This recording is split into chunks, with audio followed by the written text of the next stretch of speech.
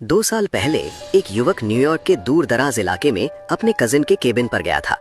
वहां ना वाईफाई थी न मोबाइल नेटवर्क, बस चारों तरफ घना जंगल और रात में एक अजीब अप्राकृतिक सन्नाटा।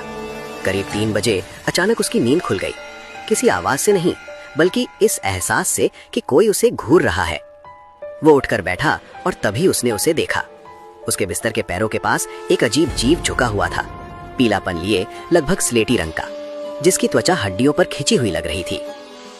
उसके हाथ पैर असामान्य रूप से लंबे थे, उंगलियां लगभग फर्श को छू रही थीं। उसका सिर थोड़ा तिरछा था और वो उसे बिना पलक झपकाए काली गहरी आंखों से देख रहा था। वो डर से जड़ हो गया, उसका कोई अंग हिल नहीं पाया। वो जीव बिल्कुल स्थिर था, यहाँ तक कि सांस भी लेता हुआ नहीं दिख रहा था। फिर धीरे धीरे उसने मुस्कुराया, एक चौड़ी असहज कर देने वाली मुस्कान जिसमें नुकीले टुकड़े जैसे दांत दिखाई दे रहे थे। उसकी आंखों से नजर हटाए बिना वो पीछे की तरफ रेंगने लगा, बिस्तर के किनारे की ओर। उसने कभी सिर नहीं घुमाया, कभी पलक नहीं झपकाई, और फिर वो धीरे धीरे बिस्तर के नीचे सरक गया।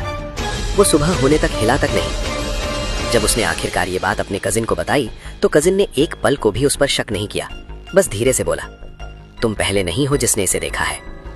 लोग कहते हैं उस जीव को द रैक कहा जाता है। वहां कोई पैरों के निशान नहीं मिले, कोई जबरन घुसने का सबूत नहीं, कुछ भी नहीं जो उसकी मौजूदगी साबित करे। लेकिन उस रात के बाद से वो युवक कसम खाता है कि उसे अपने बिस्तर के नीचे से हल्की हल्की खरोचने की आवाजें आती रहती हैं, जैसे वो फिर से उसके